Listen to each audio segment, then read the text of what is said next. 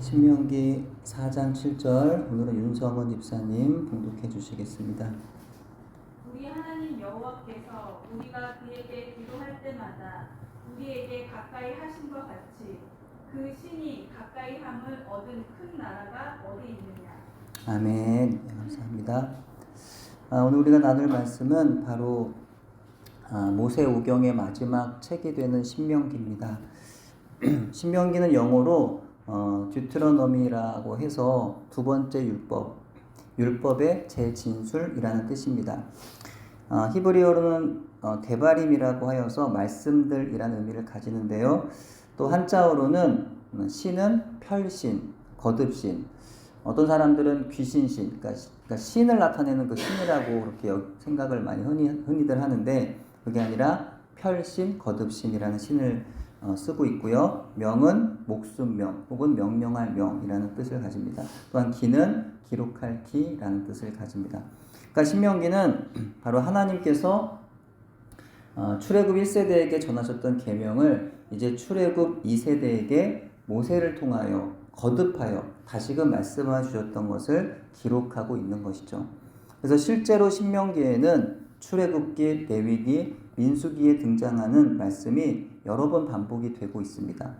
여러분도 다들 이제 아시겠지만 가장 주목할 만한 예로는 출애굽기 20장에 기록된 그 10계명이 신명기에도 나오죠. 신명기 보면은 5장에 똑같이 또 기록되어 있는 것을 우리는 볼 수가 있습니다. 그렇다면 여기서 질문이 한 가지 나오는 거예요. 그 질문이란 바로 왜 그랬을까? 우리가 알듯이 성경을 필사하고 성경을 기록하는 게 쉽지 않은 일인데 왜 굳이 그렇게 반복해야 했을까? 한번 기록하면 됐지 왜 굳이 같은 얘기를 번거롭게 되풀이를 했던 걸까? 라는 질문이 생깁니다. 가장 큰 이유는요, 그 말씀을 듣는 대상이 전과 달라졌기 때문입니다. 출애굽기, 레위기, 민수기는 출애굽 1세대들의 이야기예요. 그러니까 그 당시에는 출애굽 2세대들이 아직 태어나기 전이었거나 태어났어도 그 말씀을 듣고 이해하기에는 너무나도 어렸던 때였던 거죠. 그래서 신명기는 이제 출애굽 2세대들이 청소년으로, 청년으로 또는 어른으로 성장한 지금에 와서 그들에게 다시 하나님의 말씀을 모세가 유언적인 의미로 가르치고 있는 거예요. 그래서 신명기는 출애굽기, 레위기, 민수기에 기록된 말씀을 반복하지 않을 수가 없었던 겁니다. 그렇다면 모세가 신명기에서 강조하고자 했던 핵심은 무엇일까요? 신명기의 주제는 바로 실패한 조상, 그러니까 불순종으로 하나님의 심판을 받아서 죽은 아버지와 할아버지들을 본받지 말라는 것입니다. 어떻게 보면 참 안타까운 일이죠. 우리 같으면은 신앙에 정말 좋은 부모들을 본받자라는 그런 어떤 소망을 가지는데 이들은 안타까운 건 부모를 본받으면 안 되는 것이었어요. 부모가 신앙적으로 바로 서지 못했기 때문에 본받지 말라는 겁니다. 그들이 실패한 이유가 뭡니까? 바로 불순종이다. 즉 하나님의 말씀, 하나님 계명을 듣지 않았기 때문이에요. 그들은 안타깝게도 하나님께서 약속으로 주신 땅에 대한 소망을 가지고 있지 않았던 것으로 보입니다. 그래서 하나님이 주시려고 한 좋은 선물이 있어요. 너무나 귀하고 복되고 좋은 선물이 있는데 그들이 그 좋은 거를요 원하지 않았다는 거예요. 너무 좋은 건데 그들이 싫다는 겁니다. 안 주셔도 된다는 거예요. 안 주셔도 상관이 없다는 겁니다. 예수님 믿고 천국 가셔야 됩니다. 천국 안 가도 됩니다. 이렇게 말하는 거 비슷한 거예요. 하나님 선물을 막 주시려고 준비했는데 싫다는 거예요. 관심이 없다는 거예요. 그들이 원하는 것이란 앞으로 들어갈 약속의 땅이 아니라 당장에 먹고 마시는 문제 해결이었던 거죠. 그렇게 그들의 마음이 하나님의 마음과 너무나 달라서 그들은 늘상 원망과 불평을 입에 달고 살았어요. 급기야 하나님께서 애굽의 노예 생활로부터 그들을 건져주셨는데 그 감사함을 다 잊은 거예요. 그 감사함까지 다 부정하고 우리는 이제 애굽으로 돌아가야 되겠다. 더 이상 이 광야로 가고 싶지 않다. 다시 그 애굽의 노예 생활로 돌아가야 되겠다. 이렇게 말했던 사람들입니다. 때로는 그들의 모습이 저와 여러분과 같지 않냐는 겁니다. 성경은 우리에게 하나님의 나라를 말씀해요. 예수님을 믿을 때 얻는 하늘의 평안과 기쁨을 말씀해요. 하지만 세상에 사는 동안 먹고 마시는 육신의 문제를 해결하여 준다거나 세상의 높은 지위를 얻어서 부와 명성을 누리게 해준다고 말씀하진 않습니다. 그러다 보니까 하나님 말씀을 듣다가도 자꾸만 다른 소리를 듣게 되는 거예요. 그죠? 예. 우리가 물론 하나님의 영적인 것을 바라고 소망하지만 실상 우리가 세상을 살아야 되잖아요. 그러다 보니까 자꾸 그 세상의 그런 필요들로 인하여서 자꾸 그거를 듣게 되는 거예요. 하나님 보이신 곳을 바라보다가도 자꾸만 세상에 재밌고 화려한 것, 나에게 좀 더 도움이 될 만한 그런 것들에 자꾸 눈을 돌리더라는 겁니다. 그러는 가운데 들어오는 생각이 뭐예요? 의심이에요. 회의입니다. 낙심이고요. 불평입니다. 염려와 두려움입니다. 하나님 말씀을 따르는 것이 사는 길임을 이제는 모르지는 않지만 당장에 먹고 사는 문제가 해결이 안 되고 앞으로 살아갈 마땅한 대책이 서 있지 않음에 생각이 아주 많아지는 겁니다. 그래서 하나님 말씀을 따르기는 따르되 그러나 그럼에도 불구하고 무언가 보험을 들어야 안전하다는 생각에 세상의 것들도 적당하게 취하는 겁니다. 그렇게 우리도 어려운 시절을 지나서 혹은 나름의 영적인 또 극적인 체험을 통하여서 애굽을 떠나 가나안으로 가는 그 믿음의 길 위에 올라와 있으면서도 어느 순간부터 다시 그 옛날 믿음이 아니었던 그 애굽으로 되돌아가려고 하고 있는지도 모릅니다. 출애굽 2세대는 이미 이와 같은 실패를 부모 세대인 1세대들로부터 직접 똑똑하게 목격을 했던 거죠. 모세는 그 점을 상기시키면서 그들에게 조상들의 그 허물, 그 잘못을 반복하지 말고 그들을 본받지 말라고 간곡하게 당부하고 있는 거예요. 오직 하나님께서 명령하신 말씀에 온 힘을 다해서 순종하는 삶을 살라고 그렇게 당부하고 있는 겁니다. 하지만 안타까운 사실은 출애굽 2세대가 자라는 가운데 보고 들으며 배운 것이 바로 출애굽 1세대의 불순종이었다는 것이죠. 모세가 아무리 출애굽 1세대의 조상들을 본받지 말라고 아무리 그렇게 말을 하여도 출애굽 2세대는요. 보고 배운 게 도둑질이라는 속담처럼 보고 배운 게 불순종이에요. 늘상 보고 배운 게 하나님 말씀에 불순종하는 것만 배우고 살았기 때문에 그들의 실패를 반복할 것만 같은 어두운 분위기와 그들이 아무리 모세의 말에 지금은 네 그렇게 하겠습니다. 아멘. 저희가 하나님 말씀에 순종하겠습니다 라고 약속을 할지라도 결국 그들이 그 약속을 어기고 하나님을 떠나고 말 것만 같은 그 틀릴 것 같지 않은 슬픈 예감이 신명기 전체에 그렇게 흐르고 있더라는 겁니다. 이와 같은 신명기 신학을 한마디로 하면 하나님의 계명에 순종하면 복을 받고 하나님의 계명에 불순종하면 벌을 받는다라는 것이에요. 이것은 일종의 인과응보인 것이죠. 이것이 뒤집어진 것이 바로 욥기입니다. 당시의 욥은 온 땅 가운데 하나님께로부터 옳다고 인정받을 정도로 하나님의 계명에 순종했던 사람이었습니다. 근데 그럼에도 불구하고 그에게 수많은 고난들이 마치 폭풍과 같이 몰려 들어왔던 겁니다. 하나님을 단지 인과응보적 하나님으로 인지한다면 도저히 설명할 수가 없는 일들이 욥에게 일어났던 거예요. 욥의 세 친구들이 아는 하나님이 바로 인과응보적 하나님이어서 그들은 욥에게 하나님 앞에 지은 죄들을 회개하라고 그렇게 강하게 요구합니다. 하지만 욥은요 자신의 고난이 결코 죄로부터 인함이 아님을 그들 앞에서 누누이 밝혔던 것이죠. 오늘날 성도들 가운데 이런 경우도 있습니다. 힘든 일만 있으면 이렇게 말해요. 에고 다 내 죄야. 내가 죄가 많아 그래. 슬퍼합니다. 누군가 큰 환난과 재앙을 만나면 얼마나 큰 죄를 지었기에 하나님께 저렇게 큰 벌을 받을까 하는 말들을 합니다. 하지만 사람이 당하는 고난과 시험을 모두 그의 죄와 연관지을 수는 없는 거죠. 불의하고 타락한 세상에서 하나님의 의로운 백성들도 고난을 받을 수 있는 것이기 때문입니다.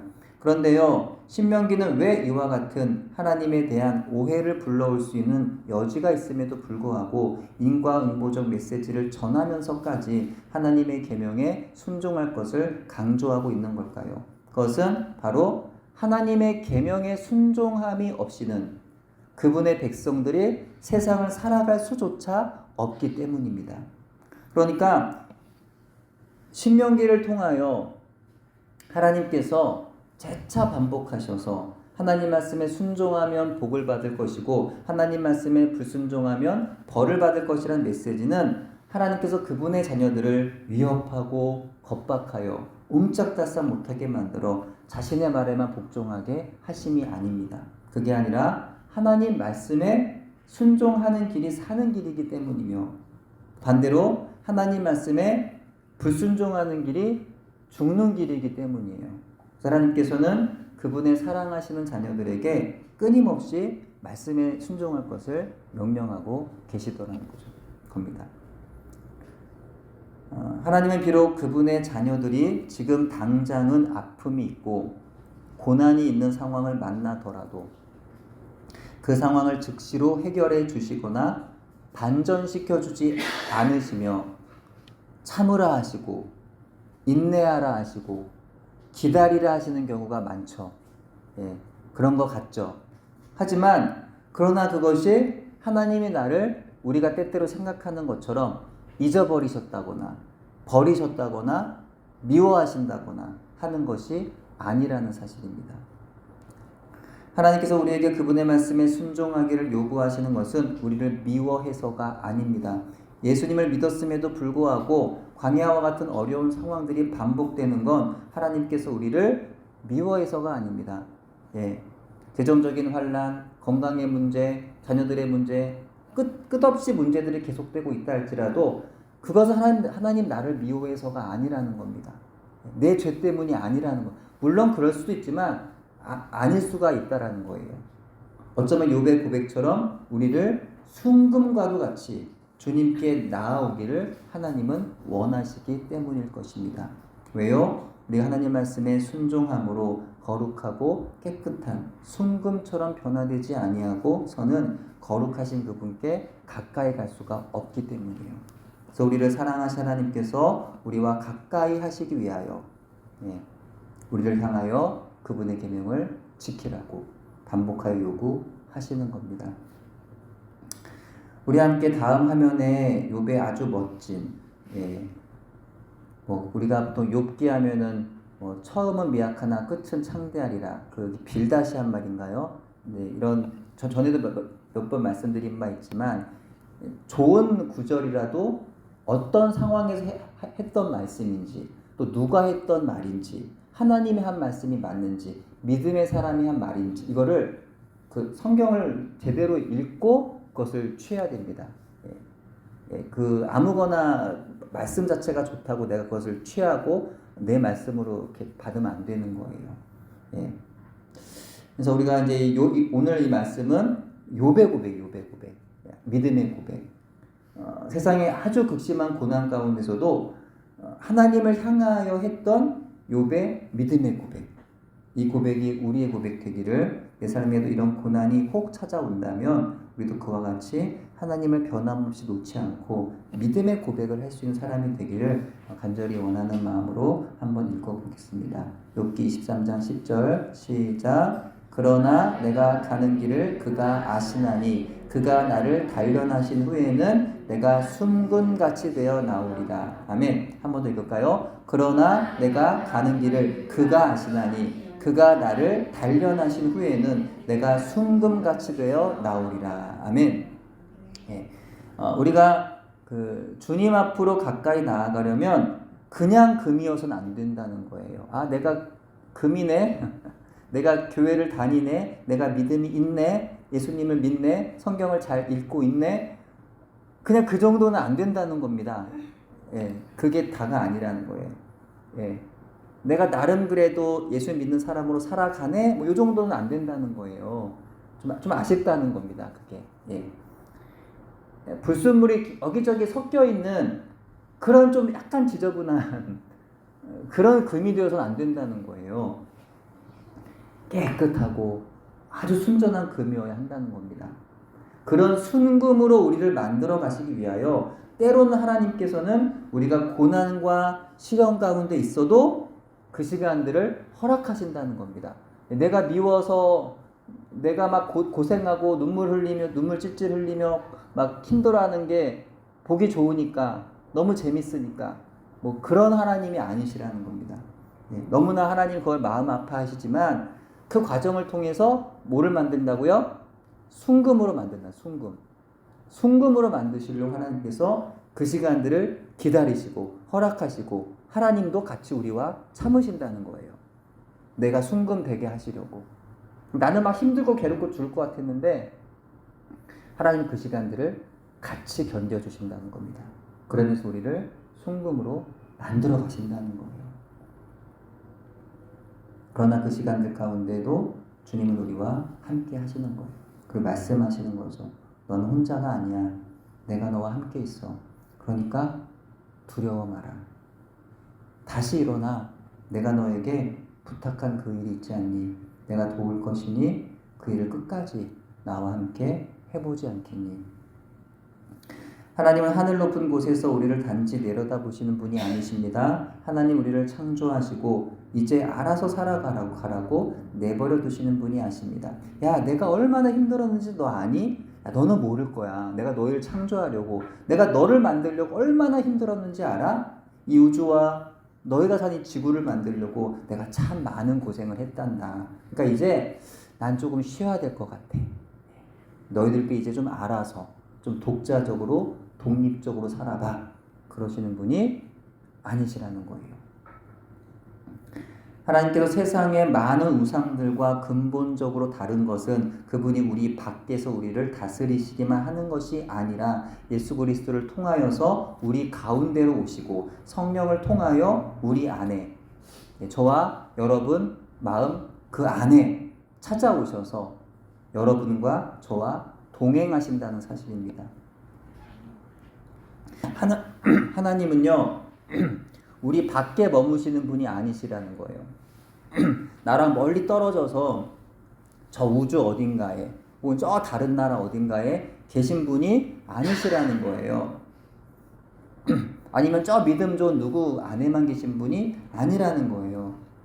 믿기 어려울 만큼 아주 대단히 놀랍게도 하나님은 우리 안에 오셔서 내 마음 가운데 오셔서 나와 늘 항상 함께 살아가시는 분이십니다. 믿으세요? 너무나 멋지고 환상적이고 이루 말할 수 없이 크고 엄청난 사랑을 우리에게 베푸시는 분이 바로 하나님이시라는 거예요. 믿으세요? 그것이 얼마나 큰 은혜고 감사입니까? 예수님의 등장은 처음부터 우리 가운데로 오시는 것이었습니다. 전능하신 하나님이 인간의 옷을 입으시고 이 땅에 오셨어요. 그분은 사람들 가운데로 들어가셔서 복음을 전하시고 사람들 가운데에서 죽으셨습니다. 부활하시고 승천하신 주님은 거룩한 영으로 우리 가운데 다시 오셨어요. 그러니까 주님의 가장 큰 특징은 임마누엘, 우리 가운데 거하시는 분인 것입니다. 그래서 모세는 이스라엘 백성들에게 설교하면서 오늘 본문에 이르러 이렇게 말하는 거죠. 우리 하나님 여호와께서 우리가 그에게 기도할 때마다 우리에게 가까이 하심과 같이 그 신이 가까이 함을 얻은 큰 나라가 어디 있느냐. 이 말씀 우리에게도 동일하게 적용이 됩니다. 여호와 하나님 이외에 우리에게 가까이 함과 같이 우리가 기도할 때마다 가까이 해주는 신이 세상에 또 어디 있느냐는 거예요. 오직 하나님만이 우리와 가까이 하시고 우리가 기도할 때마다 우리의 곁에서 우리의 기도를 들으시는 분이라는 겁니다. 하나님께서는 세상 그 어떤 신들보다 우리를 가까이 하세요. 가까이 하다 못해 아예 우리 안에 오셨어요. 그러니까 우리 사정을 그 누구보다 더 잘 아십니다. 지금 우리에게 필요한 게 무엇인지 나보다 더 잘하는 분이 하나님이세요. 그러니까 하나님께서 주시는 말씀은 우리가 판단하고 생각해봐야 문제가 아니라는 거예요. 하나님 말씀하셨으면 하나님 잠깐만 제가 좀 생각해 볼게요. 그리고 말씀드릴게요가 아니라는 겁니다. 왜냐하면 하나님 말씀하셨으면 가장 잘 아시기 때문에 가장 필요한 말씀을 하신 거예요. 그러니까 그런 말씀을 하시면 그냥 들으면 됩니다. 말씀 그대로 받으면 되는 겁니다. 그대로 믿고 따르면 되는 겁니다. 나보다 나를 더 잘 아시는, 또 나에게 또 가장 좋은 거 주시기 원하시는 그 주님께서 나에게 가장 필요한 말씀을 선별하여 주시는데 우리가 고민할 필요가 없다는 거죠. 하나님께서 말씀하실 때 그대로 믿고 따랐던 일이 있으십니까? 반대로 하나님이 말씀을 주셨는데 고민하고 주저하다가 따르지 못했던 경험이 있으십니까? 우리의 삶의 현장에서 때때로 하나님 말씀에 불순종했던 적이 있다면 그것은 무엇이었을까요? 오늘의 말씀 앞에서 우리가 다시금 한번 고민해보고 한번 생각해 본다면 좋겠습니다. 모세가 생각하고 있는 하나님은 이스라엘 백성들의 생각처럼 단지 두렵고 무시무시한 신이 아니었습니다. 물론 피조물인 우리가 창조주 하나님을 두려워하는 건 올바른 자세이죠. 하지만 그 두려움이라는 것이 여러분이 TV에서 보는 그런 귀신이나 아니면 힘이 세고 폭력적인 누군가를 두려워하는 그런 것과는 엄연히 구분이 되어야 하는 겁니다. 우리가 하나님을 두려워하는 건 피조물로서 마땅히 나를 만드신 창조주 하나님께 올려드려야만 하는 그분의 존귀와 영광을 인정하는 것을 의미합니다. 다른 말로는 그분을 경외하는 것입니다. 그 경외함에는요, 그냥 이렇게 막 징그럽고 막 두렵고 이렇게 막 무시무시 그런 게 아니고 그 경외함은요, 신뢰와 사랑이 담겨 있는 거예요. 그 경외함에는 무섭고 완고하고 엄격한 그런 분을 향한 두려움이 아니라 사랑과 자비하심이 너무 풍성하시기 때문에 경외스러운 거예요. 그래서 그런 부분이 두렵다는 거지. 예. 너무나 그 사랑이 풍성하신 그 전능자를 향한 사랑과 신뢰를 담은 경외입니다. 그런 그분이 우리에게 그분의 계명에 순종하라는 것은 우리를 벌하시기 위함이 아니라 우리와 가까이 하시기 위함이며 우리는 그분의 말씀에 기쁨으로 순종하게 되는 것입니다.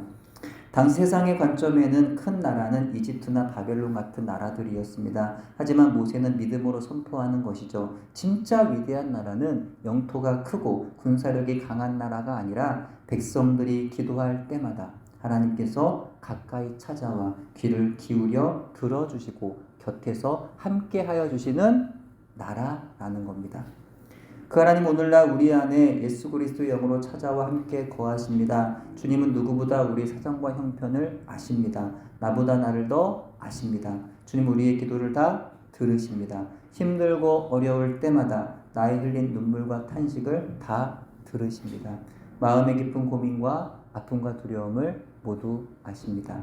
비록 작고 연약하여서 때로는 나의 그 부르심을 따라서 내가 잘 살아가지는 못할지라도 주님을 바라보면서 몸부림쳤던 그 순간들의 눈물과 가슴 아픔과 그 수고와 헌신을 다 알고 계신다는 겁니다.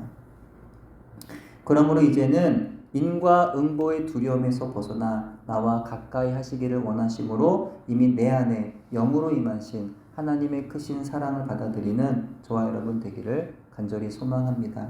다음 화면 시편 1편 1절부터 3절 같이 읽겠습니다. 복 있는 사람은 악인들의 꾀를 따르지 아니하며 죄인들의 길에 서지 아니하며 오만한 자들의 자리에 앉지 아니하고 오직 여호와의 율법을 즐거워하여 그의 율법을 주야로 묵상하는도다. 그는 시냇가에 심은 나무가 철을 따라 열매를 맺으며 그 잎사귀가 마르지 아니함 같으니 그가 하는 모든 일이 다 형통하리로다. 아멘. 네, 다음 화면에 시편 119편 1절, 2절, 93절, 165절 읽겠습니다.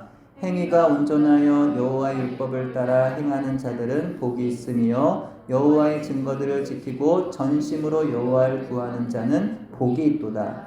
내가 주의 법도들을 영원히 잊지 아니하오니 주께서 이것들 때문에 나를 살게 하심이니이다. 주의 법을 사랑하는 자에게는 큰 평안이 있으니 그들에게 장애물이 없으리이다. 아멘. 하나님의 말씀을 듣고 걸어가는 사람들에게는 세상에 아무런 고난도, 아무런 시련도, 위험도, 환난도, 고통도, 슬픔도, 아픔도 아무것도 없다는 의미가 아닙니다. 똑같이 우리도 광야를 걸어야 되기에 그 광야 위에서 똑같은 모래바람을 맞아요. 예. 나는 피할 수 있는 게 아니죠. 예. 똑같은 웅덩이와 똑같은 돌뿌리를 우리는 다 만납니다. 예. 안 믿는 사람은 넘어지고 믿는 사람은 안 넘어지는 게 아닙니다. 그죠? 믿는 사람은 가다가 돌불에 걸려 넘어질 수가 있는 거예요. 예. 불처럼 타는 햇빛과 살을 애는 추위와 강도들과 짐승들을 우리도 믿음의 사람들도 만나게 됩니다. 하지만 말씀을 붙잡고 성령님의 인도하심을 따르는 사람들에게는 그 모든 고난과 시험들을 피하게 하시고 넘어가게 하시며 지나가게 하신다라는 거죠.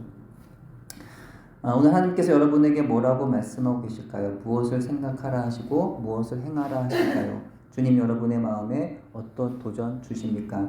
고민하고 판단하고 주저하지 말고 주신 말씀 그대로 순종해 보시기를 바랍니다. 이와 같이 나를 나보다 더 잘 아시는 하나님 말씀을 오늘도 듣고 나에게 가까이 다가와 말씀하시는 하나님의 말씀을 신뢰함으로 순종하며 살아가는 저와 여러분 되시기를 주님의 이름으로 축원합니다. 기도합니다. 예수님을 믿은 이후로 하나님 말씀을 듣고 교회 안팎에서 나름의 봉사와 섬김을 다하며 살고 있지만 여전히 삶의 현장에서 부딪히는 문제들과 또 나의 연약함과 죄로 무너져 내리는 나의 모습에 실망하는 우리에게 오늘도 찾아오셔서 내가 너를 사랑한다. 내가 너의 마음과 너의 숙고를 다 알고 있단다. 말씀하시는 하나님 아버지의 음성을 저희가 듣기를 소망합니다. 주님은 그토록 우리와 가까이 하시기를 원하시는데 우리가 주님과 거리를 두어서 주님의 음성을 잘 듣지를 못하고 살아 여러 가지 의심과 절망과 두려움과 염려 또 슬픔 가운데 살아가는 저희를 불쌍히 여겨 주시옵소서. 이제 하나님의 말씀을 듣고 순종함으로 삶의 어떤 어려움에도 능히 그 모든 것들을 믿음으로 뛰어넘어 승리할 수 있도록 인도하여 주시옵소서. 예수님의 이름으로 기도합니다. 아멘.